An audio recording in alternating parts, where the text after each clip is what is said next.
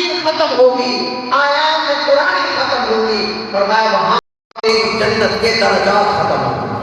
और उलमा ने लिखा है कि जन्नत में जो दर्जात हैं वो उतने हैं जितने कुरान मजीद की आयात मुबारका है। वह अंबिया के बाद, मुकर्रमीन के बाद हाफिज कुरान का ये एजाज है कि उसको जन्नत में ऐसे दर्जात अल्लाह अता फरमाएंगे। और फरमाया खानदान के ऐसे 10 अफराद जिन पर जहन्नुम वाजिब हो चुकी होगी, अल्लाह की तरफ से 10 टिकटें दी जाएंगी हाफिज कुरान को कि ये 10 टिकटें ले लो और जिनको देना चाहते हो ले लो।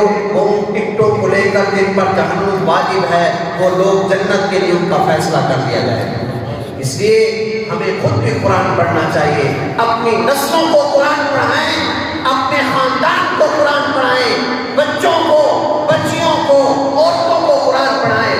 मैं अक्सर कहा करता हूँ कि हम मर जाएंगे, यही नस्लें बरकरार रहेंगी। हमारे पीछे अगर बच्चा कुरान पढ़ेगा, याद रखना हमारा कब्र में भी सुकून होगा, मैदान माशर में भी सुकून होगा, अल्लाह के हुजूर भी सुकून के साथ खड़े होंगे। हम मुखालिफ नहीं हैं कि दुनियावी तालीम हासिल ना करो, हम खुद स्कूल और इनमें पढ़े हुए और पढ़ाने वाले लोग हैं। हम कहते हैं स्कूल यूनिवर्सिटी जरूर पढ़ाओ, लेकिन अपनी औलादों को दीनदार जरूर बनाओ।